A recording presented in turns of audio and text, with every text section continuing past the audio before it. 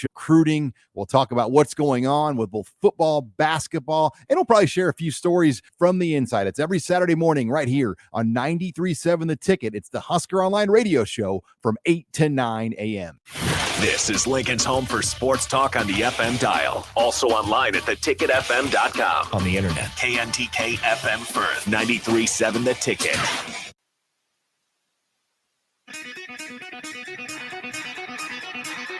It's time for Outside the Box with Lincoln Stars head coach Rocky Russo and Lincoln Stars broadcaster Joel Norman on 93.7 The Ticket and theticketfm.com.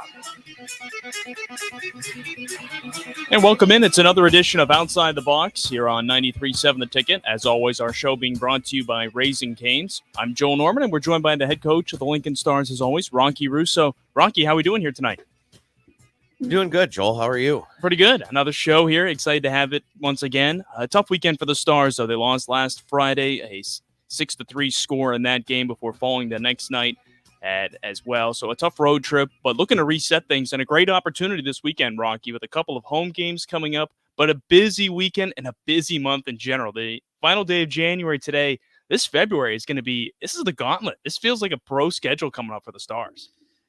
Yeah, it's a lot of hockey in the shortest month of the year, and you know, we're going to have to manage our workload. We're going to have to manage our recovery.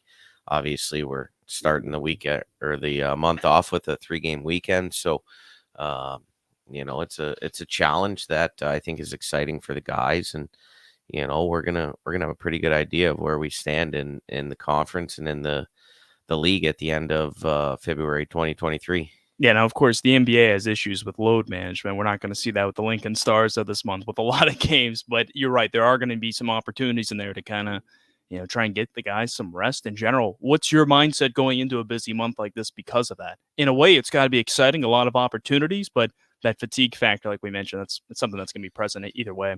Yeah, you know what? It's all part of the deal, and you know, it goes back to the schedule.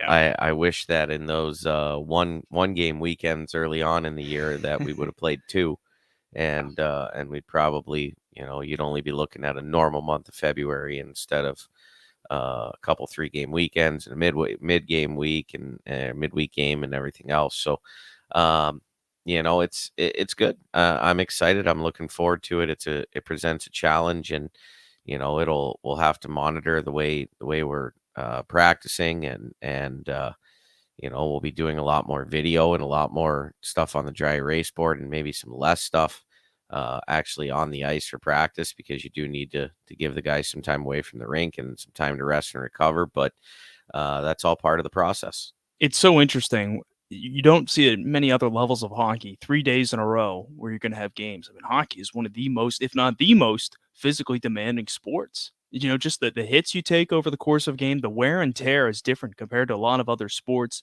What's a way that you'll try to keep the guys fresh leading into these games? We talked about a little bit after them, giving them the time off, but heading into this busy weekend, what are some steps you're going to take? Well, you manage it just the same. Okay. You know, you focus on their rest and how much time they have off in between skates, and you know, tomorrow I move practice back an hour so that they have an extra hour to sleep. You know, and they certainly didn't mind that. But, you know, I think anything we can do to get them extra rest is really important. And, you know, these are such big games for us. We're in a dogfight in this division. And obviously the last 2 weekends didn't go great, but just as quickly as they went the wrong direction, they could go right back in the right direction. So, you know, there's an awful lot of hockey left, and our goals are still well within reach. And so we're going to do everything we can to make sure that we're in the best condition we can be come game time. Stars with 3 games again this weekend, as you mentioned. They'll host Sioux Falls this coming Friday. Haven't seen them at the Icebox since the home opener, September 30th. So it's been a while since fans have had a chance to see them. The next night, this coming Saturday, a 6:05 p.m. game with Sioux City, before then traveling to Sioux City this coming Sunday for a 3:05 game. And Rocky, we talked about some of those challenges of the 3 games in 3 days. What's something that kind of excites you about it? What opportunities does it maybe present that are something you look at and you go, you know what, this is a good thing, and I'm looking forward to that? Well, you've got 6 points on the line, and an opportunity to collect a lot of points in a weekend. And I suspect Sunday for us is probably a game in hand against the 2 teams that are above us. and you always want to take advantage of those.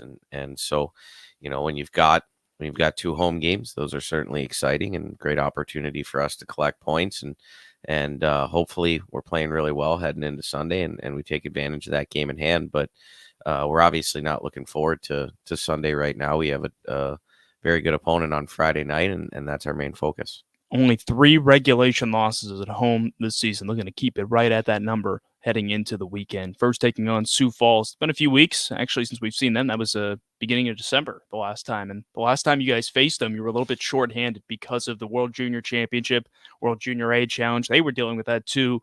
Now you get a crack at them pretty much with everyone back to full health, but so is the same case for them. They'll have Sam Harris once again, but you'll have all your top guys. What excites you about seeing the Stampede again this coming Friday? Just a different opponent, and they're well coached, and they've got a good club. They've got good goaltending, and it's there's no days off in this league. Every team we play is very challenging and tough, and we have to be up and ready for it. And we're kind of in that mix now. The USA Hockey trade deadline's next week.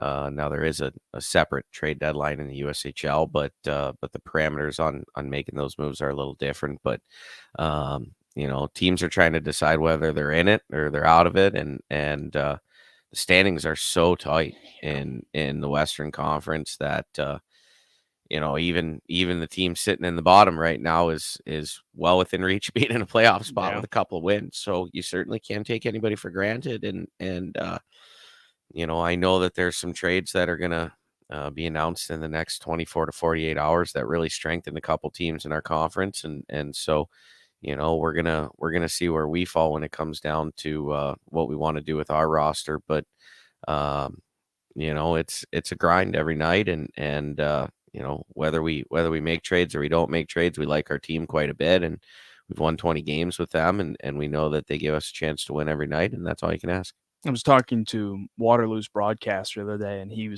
said he looked at our roster and he said, "You guys are kind of the model of consistency. The roster's been largely the same since mid-November." How nice is that to kind of have the same group of guys in place that you can start to gradually build things up over the course of the season like this? Well, that's a tip of the cap to Nick, our GM, and Billy Puglisi, our former assistant GM, and our scouting staff that did a good job of identifying players. And I'd like to feel like I'm a part of that, but that's what those guys do, and that's their job, and they're very good at it. And so we did a good job of building this team in training or in main camp, and then ultimately training camp. And we don't believe that there needs to be a ton of changes to be made, and that's a directive from Mr. Fernandez, and something that I agree with. Now, with that being said, when the right move comes to fruition, you make it. And I look at the Doug Grimes trade that we made last year. That was obviously a great trade. Acquiring Mason Marcellus was a great trade. Worked out pretty well. So you have to move good pieces, and you have to, it's sometimes it's a little easier for the folks that are doing personnel, because they're a little bit separated from the room. It's always harder on the coaches, because we've spent a lot of time with these guys and built relationships with them, and so there's a human element that comes into it, and so I'm always looking to get better if we can get better, but not at the sake of moving somebody that I think is really, really important to our locker room, or and I like to talk about emotional deposits to the bank account, and these guys, they put a lot of emotional deposits in, and over the course of a season or 2 seasons now with some of these guys, their bank accounts are pretty full, and that goes a long way with the coaching staff. And the good part is Nick understands that. Nick and I have such a good relationship, and he understands the value of some of those things. And we have a common goal. We want to win. We want to win a Clark Cup here in Lincoln and bring it back. And I don't know where they'd have a parade It's got to be down Haymarket, right? I suspect, but if we were to be lucky or fortunate enough to win a Clark Cup, but that's what he wants, that's what I want, and obviously that's what Mr. Fernandez wants, and so we're doing everything we can to help develop and grow this organization so that we have an opportunity to do that. I'm glad that you brought up that emotional side, because I think you see this across many different sports at different levels. There's that question each year of the values of upgrading the team at the sacrifice of maybe altering the locker room a little bit. How do you manage that? Because you've been in this position before, making those specific trades before. What's always been your approach? Is it just kind of vary a little bit year to year? You know what, you value what that player brings on the ice versus what you might be trading out of the locker room when you make those decisions. And sometimes they're easy. So they really are. Sometimes they're easy. There's guys that either they don't fit in the room, or they haven't bought in wholly to your culture, or they butt heads with some guys in the room. And sometimes they're really, really hard. And, I've been doing this for 18 years. I've made a lot of trades in my career, and I'm not always right. I haven't always been right, but I have been quite a few times. And, when you make the right trade, that bolsters your team. And a couple years ago, I made 2 additions to our team in September. I added Gabriel Seeger, who's now a dynamic Division I college hockey player at Cornell, and Logan Genuine, who scored 60 goals for us in 60 games that year. And so when it came around trade time in February, we didn't do anything. And, everyone's like, oh, what are you going to do anything? And I said, we made our trade deadline moves in September. We just happened to have those guys for the whole season. And so, we've been potentially looking at things. But it's teams they're not out of it in December. Right. And so the likelihood of them trading a high end player is not always there. The Matika kid that got traded to Waterloo, like, he wouldn't have been available 2 months ago. But, once Madison decided they were out of it, then the bidding started, and Waterloo made quite a bit. And so they were able to acquire his services, and it's tough because everybody wants to win a Clark Cup. Everybody's interested in bettering their club, and then you have to wait until after the fact to find out whether you made the right decision or not. And you don't know that till May. No, you don't, or longer, because you don't know the impact that kid's going to have in your room, in your billet house, in your community. Is he going to buy into what you're selling as a staff? Is he going to mesh with your group? Was he producing because the way things were run there were a little loose, and he gets into some structure and things don't go as planned? Like, there's so many variables. And you do the best you can with the information that you have, and you hope that you're making good choices. And I mean, the reality of it is that's no different than when we select players for this team. We do our homework, and we make sure we do that character check, and figure out whether that kid has the right personality to be a part of our club. And but you're never going to hit 100 out of 100 times. And so if you do make a mistake, the real challenge is knowing when to cut your losses and move on from somebody and say, hey, I made a mistake and this didn't work. And I imagine that's the most challenging part. Well, that means you have to admit that you made a bad choice. And as I've gotten older, it's easier for me to admit if I make a mistake and move on from it and worry about what tomorrow holds instead of what yesterday was. So we'll see. I really like our group, is the bottom line. I really like our group. I think we have a lot of really great guys and really good hockey players, and they work hard, and that's what our fans ask for, is a blue collar, hardworking team. And I think that's what we're delivering. Yeah, that's what they've been doing so far. This is Outside the Box, being brought to you by Raising Cane's. You're on 93.7 The Ticket, chatting Lincoln Stars hockey with myself, Joel Norman, and the head coach of the Stars, Rocky Russo. Love to have you be part of the show. Give us a call on the Honda of Lincoln hotline, 402-464-5685, or text us on that same line, the Starter Heyman text line, 402-464-5685. Talking a little bit about trades, the trade deadline coming up a bit here in the USHL. And Rocky, we were touching on that emotional element sometimes of it. It's tough to trade certain guys. I wanted to ask you about this. Have you ever had a trade where it was a really tough one where there was a guy who you thought, I don't want to get rid of this guy, but we kind of have to make this trade because the guy we're getting back is going to help us so much more right now? Oh yeah, I've done that many times. I've gotten emotional in those meetings. I will tell you that when I was coaching in St. Louis in 2009-10, and this is a funny story because it's like that Kevin Bacon 6 degrees of separation, but we traded a player right at the deadline. That player's name was Nick Peruzzi. Nick Peruzzi was the associate head coach here 2 years ago in Lincoln. Wow. We traded Nick Peruzzi to another team in Michigan, the Michigan Warriors, or I don't remember where we traded him. And our captains came in the room and they said, "You can't trade him."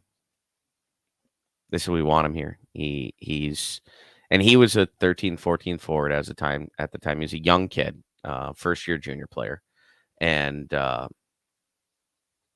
so they walked out of the room and Jeff Brown looked at me and he's like, "What do we do?" And I'm like, "Jeff, this is the first for me. Like, I don't think we should go back on what we did. Like we did what we thought was right." I said, "But we should consider their thoughts and their emotions." Now, we did make the tournament and we did a terrible job at the tournament. We didn't win anything. And, who's to say whether the trade going through would have impacted us or not, but we ended up pulling the deal and keeping Nick around.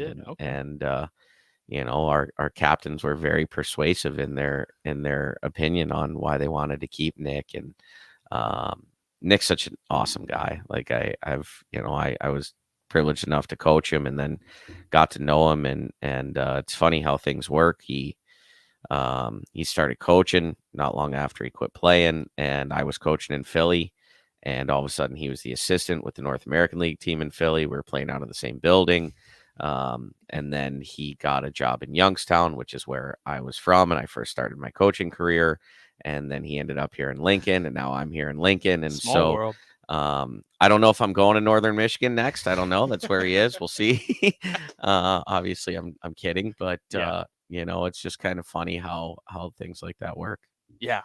When you look back at that now, we have any we got a texts coming couple in? from the text line I want to get to. And again, you can join the conversation 402-464-5685. Bill asked, do you have any idea when the USHL will go back to interdivisional play? Sure would be nice to see an Eastern Division teams play at the Icebox. I agree with you, Bill. I can't wait to play teams outside of our conference. And I cannot confirm it because I don't know for sure. There is a lot of speculation and conversation that we will start to mix in some Eastern Conference games next year. Whether that means a full slate of Eastern Conference games or not, I'm not sure yet. Mm-hmm. I do know that in talking with Nick and talking with Alberto that they're interested in having East Coast or Eastern Conference teams on the schedule as well. We know that it'd be fun to see different teams come into our building. We would enjoy going to play in some other buildings. And truth be told, I'm from Youngstown. Like, how much would I love to go back? And I started my coaching career in Youngstown, and now I'd love to be able to go back and coach against them as the Stars head coach. So Here's what we got to do, Rocky. We've got to make sure the schedule's set up next year, Fall Classic, and then go to Youngstown right afterward. Hit it while we're over on that side of the country anyway, right? I wouldn't be opposed to that. I really wouldn't. It would be cool to spend a week, and you could make it a 10-day trip and you could play them, and you can even shoot over and play Chicago on the way back. Yeah. And Muskegon or Green Bay, and then look at Cedar Rapids and Dubuque. Why don't we play them now? I'm with They're you. not they're shorter trips than Fargo. Yeah. They're just as long as some of the other trips that we take. So we'll see. But Bill, the short answer is we all agree, and we want to have those Eastern Conference teams here in the Icebox soon.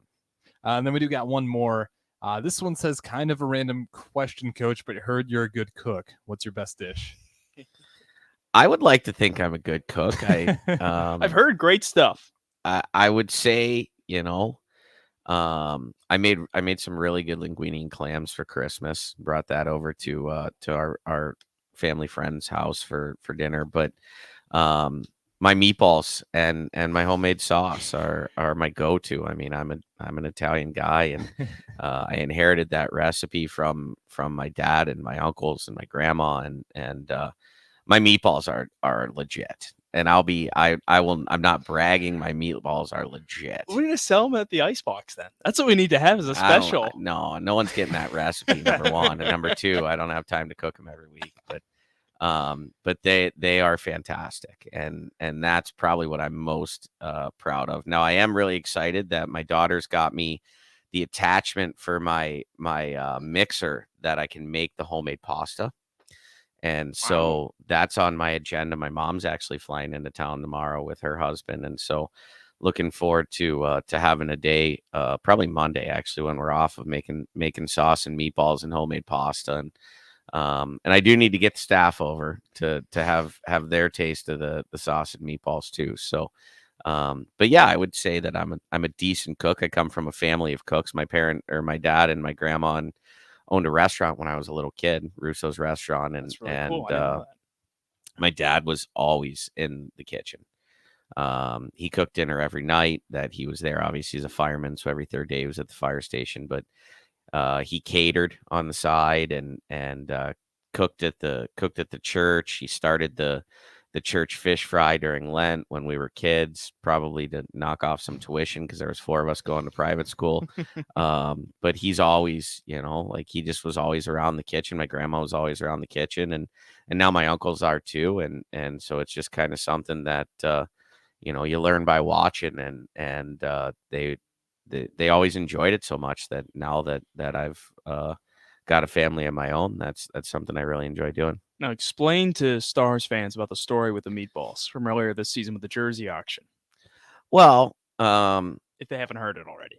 So I don't remember which auction it was. This was the military night one. Okay, so it was the military night, and there was a Russo jersey in that auction. That's right. And it was reaching the top of the income, surpassing Boston Buckburger's jersey. And we were at the $2,500 mark, and one of the gentlemen to my right said, they went back and forth, and it came to him, and he looks at me and he goes, "You throw in a batch of your meatballs, and I'll up it another $100." And so I agreed, and we did, and I made his meatballs for him. Okay, I did. And he hit me up for sauce too after I gave him the meatballs. And actually, I said, email me. It was right over Christmas break. I gave him the meatballs right before Christmas, and I gave him 25 meatballs. Like that's really good. Yeah. So I said, if you really want sauce, email me. And I said I might be making it. If not, I know I have 3 or 4 bags of sauce that I had made in the freezer. Well, fortunately, he did not email me because I only had 1 bag of sauce left, and I made a homemade lasagna for Christmas Eve, and I used that sauce. So my wife would have been really bummed if I used the last bag of sauce because she wanted that lasagna for Christmas Eve, and fair enough. I was not spending the day making sauce over the Christmas holiday. So, but I am due because I'm out of sauce, and my mom loves when I make sauce. So I know for sure that I'll be making sauce this week at one point. I'm telling you, our fans they're missing out that they can't have this kind of cooking at each game. Just it would add to the character of going to a Lincoln Stars game. But hey, it's a busy schedule. Gene Cotter wants the invite to come have sauce and meatballs too. He just texted us, Joel, and wants to know if that includes the billets. Includes that. Oh, I do have a really, really big pot that my wife bought me for my birthday 2 years ago. So I can make an awful lot of sauce in that pot. To say the least. I'm sure I could feed the billets. There might be a way to sway a few more billets to come on board. We've got the AAA team. Hey, Rocky makes pretty good meatballs and pasta. Why not? You know what? As long as the organization is funding my grocery bill. Totally fair. Because I put it this way, my meatballs have more than just ground meat in them, and when you start getting into things like lamb, then it gets a little bit. That's fair. It gets a little bit pricey. So we'll see what we can do for the billets. Maybe at the end of the year, that would be a cool deal. That's a great idea. It's chatting a little bit about food here with Rocky Russo here on Outside the Box. I was going to say, Rocky, what's something that you haven't, or you wanted to make, but it's something that's kind of been a challenge, or you haven't quite gotten to it yet? Oh, you know what? I don't know. I mean, there's a laundry list of things that I haven't gotten to make yet. And,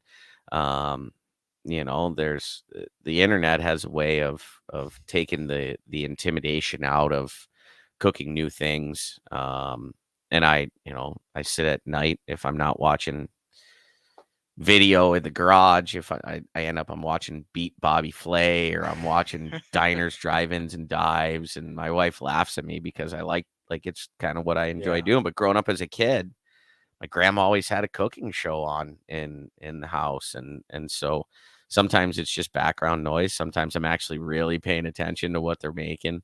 But there's, I'd like to delve into different genres and cultures of food. I think that would be really good. I love Chinese food, and but that can be intimidating at times, because velveting meat is not an easy process. I've done it a couple times. The chicken comes out incredible, but it looks like a complete hurricane hit my kitchen when I'm done.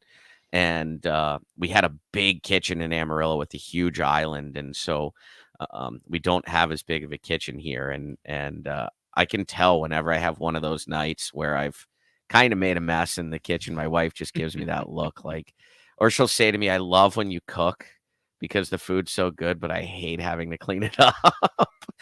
and I can't blame her. I made today. I did breaded pork chops, and actually I use wheat bread crumbs, and they come out awesome. But obviously you're frying them in the pan in the coconut oil, and so it makes a mess. So that's the one thing I just tell her, don't even look at the stove. I'll clean it when I get home. So I know when I get home after I take the trash out, I got to clean the stove because it's a bit of a mess right now. Hence the energy drink right now, right? Yeah. Oh yeah. Well, that, and our littlest one has been sick, and so my wife's the same. She gets up probably 80% of the time at night, but last night I think we were each up 3 or 4 times, and the night before was even worse. And of course they got sick Thursday right before we left to go to Waterloo. So I felt so bad for my wife because they were both sick, and she got no sleep on Friday, and I'm just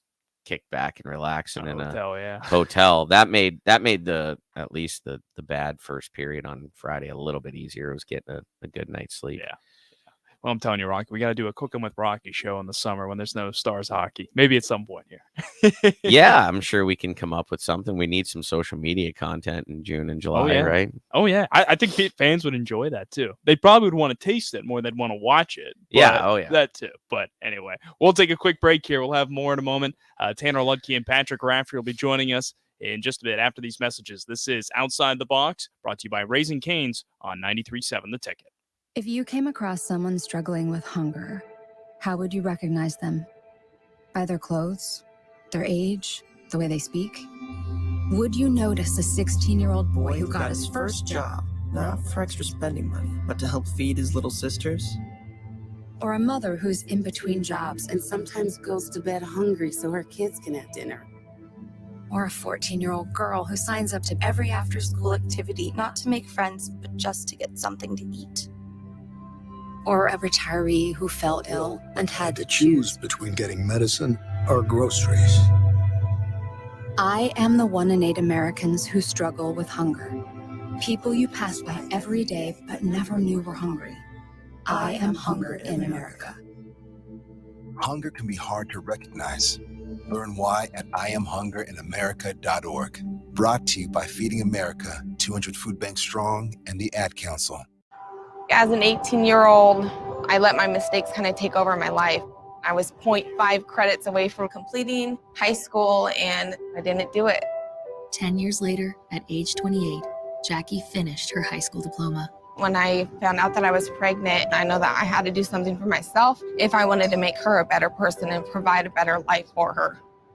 My family never stopped pushing for me to be better because they knew what I could become and who I could become as a person. My support team is amazing. The educational director, my sister, and even my 7-year-old daughter has just been more than the support that I could ask for. I've been given an opportunity, and I'm just thankful for it. No one gets a diploma alone.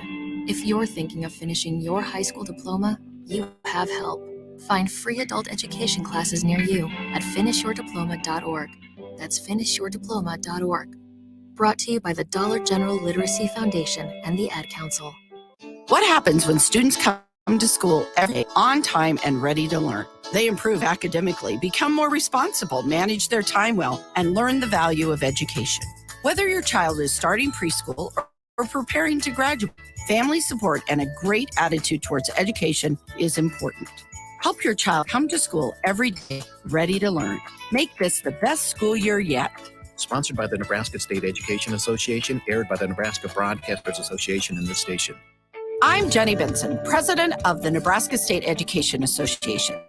New year, one resolution that should be a priority is to make reading a part of your child's daily routine. Kick off the new year by making reading a priority in your home.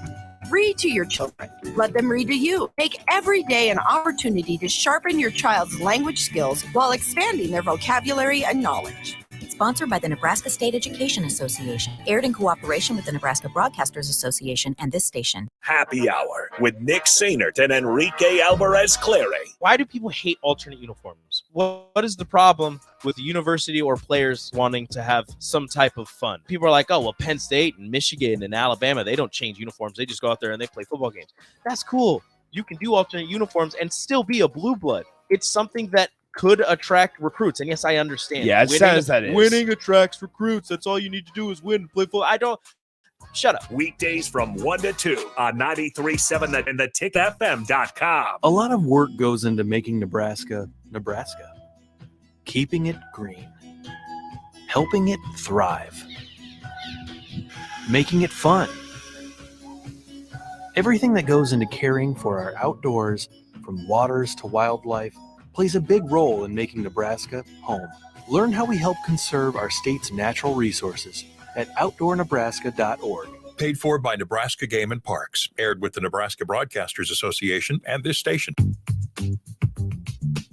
Sandhills Global Hiring. Check out sandhills.jobs for more information. Sandhills is looking to fill hundreds of new openings in sales, traveling support, software development, web design, and more. Sandhills has a professional culture and is fast-paced with a focus on growth, innovation, and leading-edge technologies. Career and internship opportunities are available at our global headquarters in Lincoln, Nebraska. Apply today at sandhills.jobs.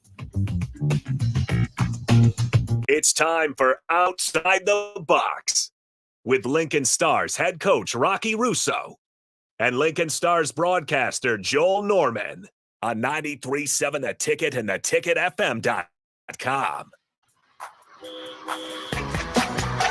We're back here on 93.7 The Ticket. It's Outside the Box, being brought to you by Raising Cane's. The Stars with 3 games coming up this weekend. This Friday, they'll be at Sioux Falls at 7:05 p.m.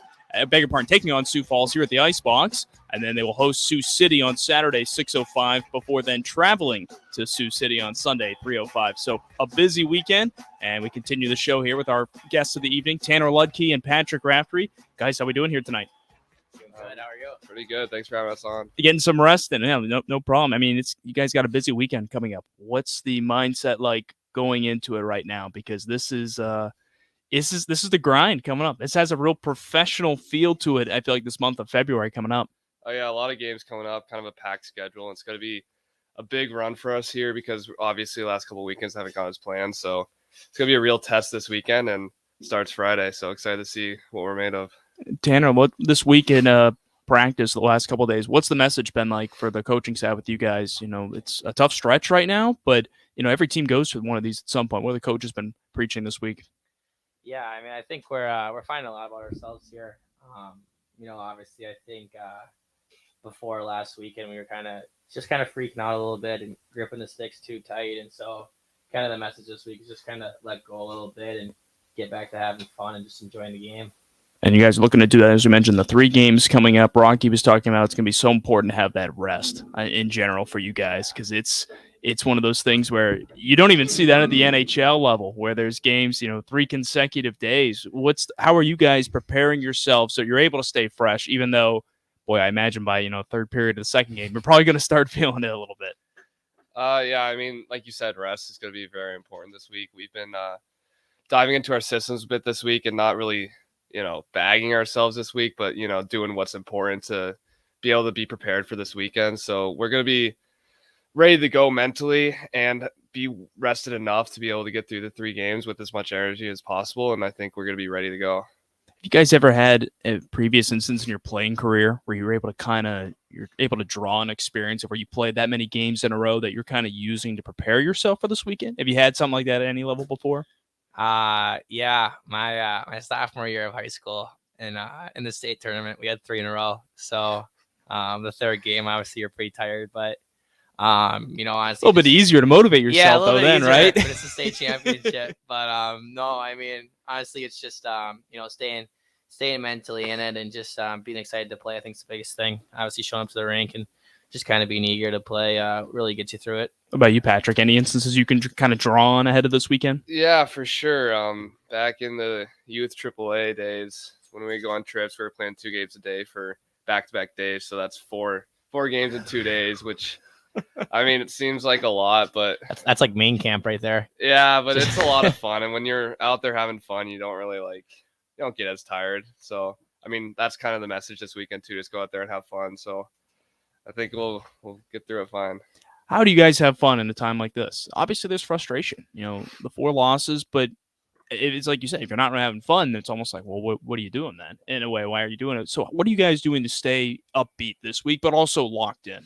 Yeah, I think we're trying to find a healthy balance. Obviously, it's never fun to lose 4 straight and, just not as a team, not scoring many goals and struggling 5-on-5. But, also when you take a step back and look at it, like you're never better when you're gripping it too tight and thinking too much. So it's just kind of been preaching that. It's just stay loose and have fun and just, remember why you play the game.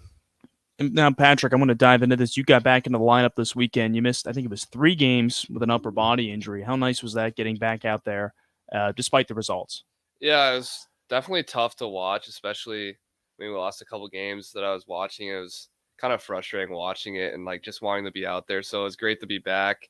Obviously not the results we wanted, but it was good to get back out there and get back in the rhythm of it. You've been banged up a little bit this year, a couple different times. So it's one of those things where I imagine you're still kind of healing even as you're back. Yeah. How's that like trying to manage all of that? Yeah, I mean, Corey Courtney, our trainer, does a great job helping us get back quick and, keep us ready to go. So I've been doing a lot of stuff with him, and it's been really helped me get back earlier than maybe I would have and keep me feeling good. So it's been great. Tanner, a couple of Mondays ago, you got a chance to compete in the BioSteel All-American game. It was off after a busy weekend. You had the games the Friday and the Saturday. What was that like getting head over to Michigan, play at USA Hockey Arena? Yeah, I never been there before, so it's a pretty cool experience. But no, it was a lot of fun. I mean, they put on a great event, and it was really cool just to kind of be there with all the guys in the USHL as well. And then, hanging out with some of my buddies on the NTDP team. Obviously, I live with Henry Nelson, and his brother Danny was there. So it was fun to hang out with him a little bit and kind of chirp Henry behind his back. But no, it was a really cool experience, a lot of fun. Were there a couple other guys you knew on either of those 2 teams, whether it was, just from the USHL you played against them or anything like that? Because you were the only Stars player there. Yeah, I knew a few guys. I think there were a lot of Minnesota guys, like 8 Minnesota guys there. So a pretty healthy amount from the state of hockey. But no, I mean, obviously you kind of hang out with the USHL guys, and the NTDP guys kind of hang out with them. But we intermixed a little bit, and it was pretty cool.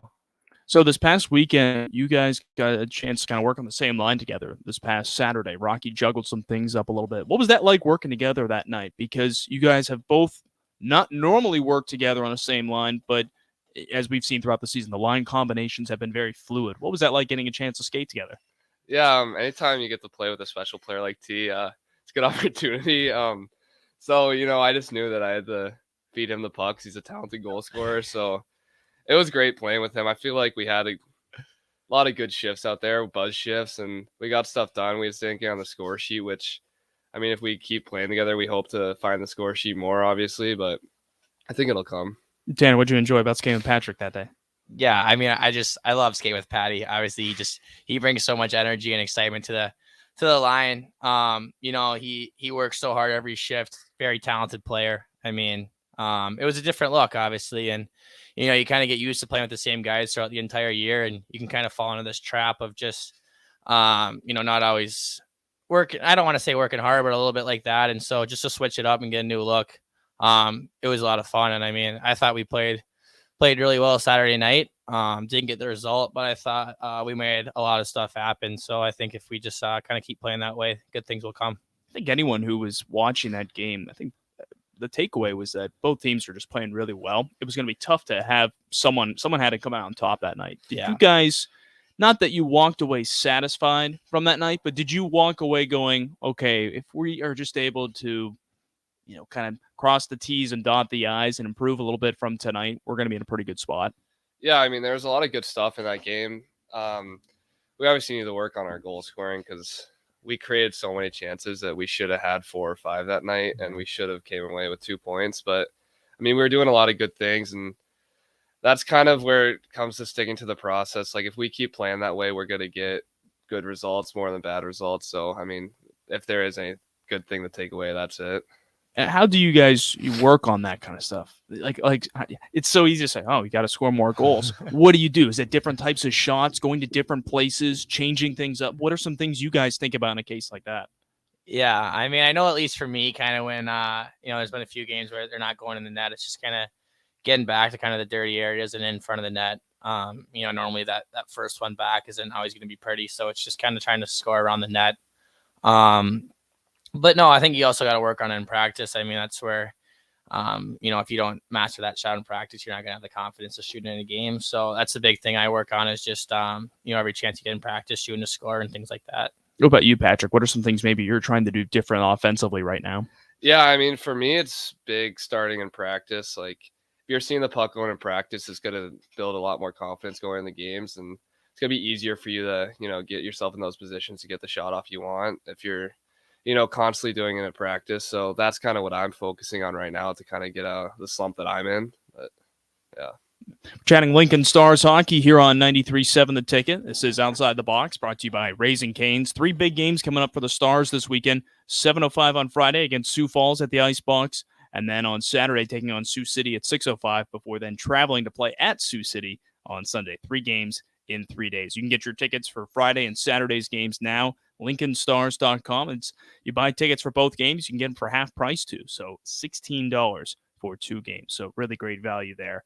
Now, guys, I wanted to touch on this. Last week, you guys finally had your Secret Santa party with each other. You finally were able to exchange your Christmas gifts you had with each other. Now, explain to fans why it took a little bit, about a month later, that you guys were able to get around to it.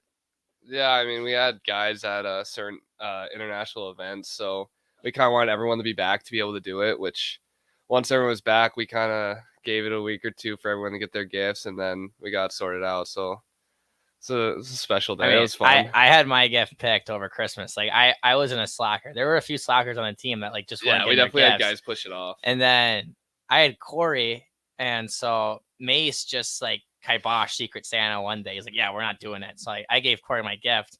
The next day we get back to the rink and we're doing Secret Santa. So yeah, I actually told my guy who I had and what I was going to get him when Mason told us we weren't doing it anymore. Really? And then the next day we're back on. No.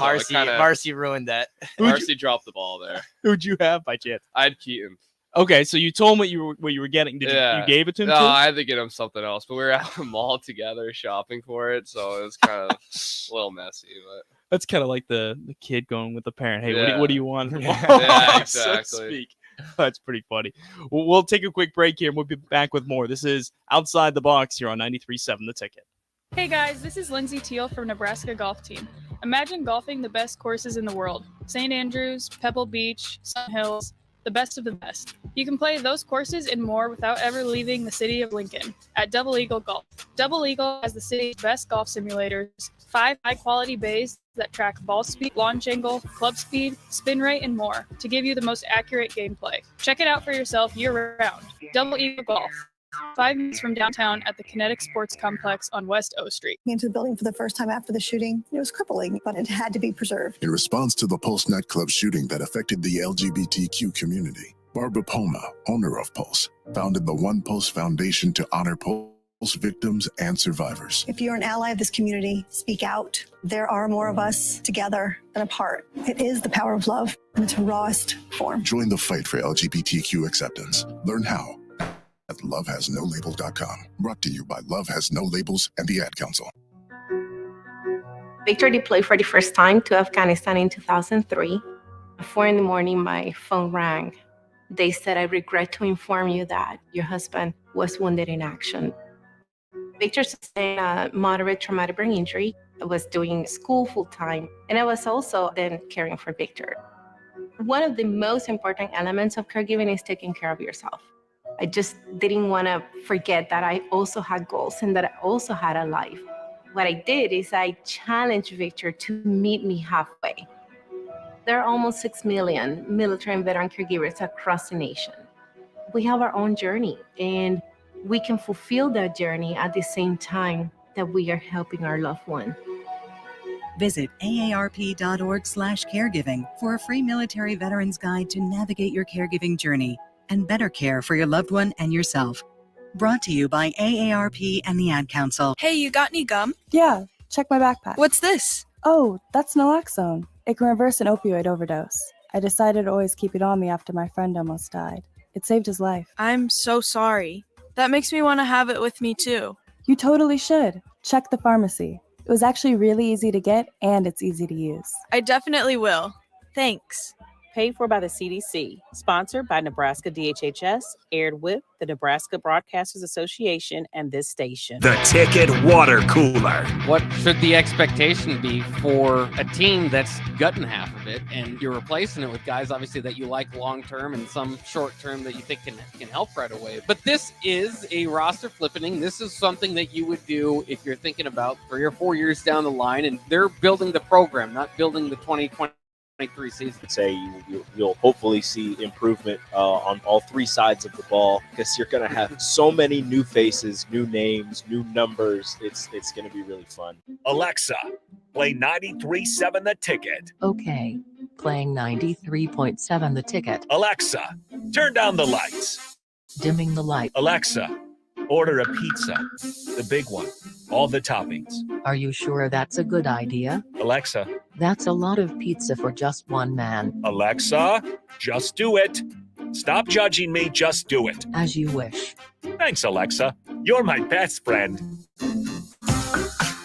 Meeting your goal of having a healthy diet has never been easier than with the Venue at Home Healthy Living subscription. Chef-inspired meals that are health conscious and delivered right to your door every week. All you have to do is heat and eat. We offer delicious entrees, gluten-free pastas, fresh rice bowls, soups, salads, and more. Build your own package as a subscription to receive meals every week, designed to help you meet your dietary goals. Order your custom healthy meal package today at venueathome.net.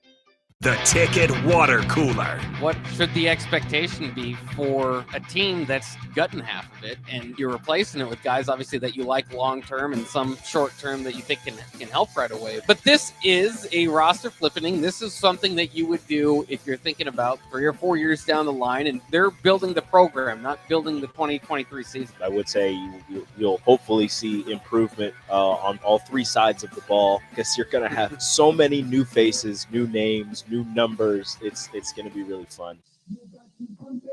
It's time for Outside the Box with Lincoln Stars head coach Rocky Russo and Lincoln Stars broadcaster Joel Norman on 93.7 The Ticket and theticketfm.com. Back again for the final time here tonight, Outside the Box, being brought to you by Raising Cane's on 93.7 The Ticket, chatting Lincoln Stars hockey I'm Joel Norman. We're joined by Stars forwards Patrick Raftery and Tanner Ludke. And guys, right before the break, we were talking about the Secret Santa was last week, but it got canceled. Explain this again to fans. So Mason Marcellus, I guess he used the C on his chest to say, oh, no, we're not doing it, or explain. Yeah, so it was kind of up in the air for a little bit there. And then Mace was like, yeah, I think we're just going to scratch the whole thing. So then I went to my guy, who was Keaton Peters, and told him that I had him and what I was planning on getting him. Because, I thought we weren't going to do it. And then the next day, Mason shows up and is like, never mind, we're going to do it. So it kind of ruined the whole thing for him. But, yeah, it was kind of not the best timing for Mason, but it ended up okay. Executive decision, I suppose, as well. Tanner, you mentioned you had Corey Courtney, our athletic trainer and equipment manager. What'd you get him? I got Corey, just a picture of me and him. It was us with the trophy at the World Junior A. No big deal. Yeah, so I got him that. So it was pretty. I mean, not the funniest gift, but it was meaningful. Did you guys do something like, was there a $1 minimum or anything like that? A lot of Secret Santas, people do that. I don't really think we made No, I think rules. If anything, a lot of guys went pretty low on the money. Yeah. If anything, so. Some clubs got 4 beef jerky packets for Brennan Ali. That might have been a little bit much, but yeah. I don't think Brennan's going to complain about that, though. No, definitely loves his beef jerky. Who had you guys? Adam Kleber had me. He got me a candle. A candle. Yep. Okay. Yep. Okay. Was it a good scent at least, or? Yeah, it's not bad. We've tried it out once in the basement. Dougie Grimes had me, so I always get ripped for my Canada Goose hat. So Dougie got this like black, like just beanie, and then stickered on a Canada Goose sticker. Oh, that's funny. And then also put in a note where it's him and Marcy will give me shooting lessons on how to score. So I get to use that for one day in practice. They'll teach me how to score. Is that going to be one you'll redeem in the I middle of a cold spell or something? I might take it up right now, honestly. As we mentioned, 3 games coming up this weekend for the Stars. Friday, taking on Sioux Falls. 2 games with Sioux City after that. Home on Friday and Saturday. So we hope to see you at the Icebox as well. And guys, what excites you about this? The 2 home games in the midst of this tough stretch, as we mentioned. Is that going to kind of re-energize you a little bit? Are you kind of, I imagine the crowd's going to be pretty fired up knowing these are a couple of games, we can get. Yeah, it's tough to be on the road for a couple games there because it's always way more fun to play at home. So I think once we're in front of our home crowd, it's kind of gonna, like you said, re-energize us, and I think it'll get us out of our dry spell here and kind of ramp things up for us. Same thing. You thinking as well, Tanner? Yeah, I mean we gotta defend our turf here at the Icebox. So no one's coming into our house and pushing us around. Is it nice to get a chance? We mentioned seeing Sioux Falls. Is it nice to get a chance to see Sioux City again so quickly after that tough weekend a couple of weeks ago? Yeah, I mean, once you we never want to get swept, and once that happens, it's tough. Like you kind of want to get right back at them. So it's nice to have them right away and kind of get them back. So I'm looking forward to it. Yeah, I'm fired up. It should be a lot of fun seeing them. It's 2 teams we haven't seen a ton this year too. We've talked about that a few times. It's nice to get a little parity. No Tri-City or Omaha, right? So nice to change that up. Thank the Lord. But I imagine though, you're going to see some of these teams a little bit more. We see Sioux Falls Friday, then we'll see them next Friday and Saturday. Probably a few more little rivalries will develop in the game there. So we talk about that. It's almost like you're kind of trading the rivals. These new teams are going to start to annoy you guys soon enough, though, as well, right? Yeah, for sure. It's kind of weird how that works. How we're playing a couple teams like a lot in the first half. Now the second half, we're going to see a couple other teams, but quite frequently. So, like you said, probably a couple more rivalries will be sparking up. Yeah, it seemed like it was funny how the way the schedule just worked with that. The front half was really heavy Tri-City and Omaha. And now it's a lot of Sioux Falls, a lot of Sioux City, and I don't know. It's just going to be interesting. Guys, if you have to narrow it down to one thing, what's one key to victory to get the 6 points this weekend? One key to victory for me, I would say, I mean, just the no-brainers. We got to score more goals in their team, but also just to play our way. I learned something new tonight. Just to play our way. We just got to play to our identity, and we'll win if we do that. I'm confident in it. Yeah, I think we got to start the games off well. Like when we're coming out flying from the start, those are usually the games we perform our best. So start's going to be crucial for us. Yeah, this first periods have been a little problematic, but we saw a good step in the right direction this past Saturday, scoring in the first period against Waterloo. Well, guys, thank you for joining us, And hey, let's go get 6 points this weekend. It's going to be fun. Yep. Yeah, Thanks for having us. Thanks for having us. Shout out to my family in Arizona. There we go. Tanner Ludke and Patrick Raftery joining us. This has been Outside the Box, being brought to you by Raising Cane's here on 93.7 The Ticket. Don't forget, Stars at home Friday and Saturday. You can get your tickets at LincolnStars.com.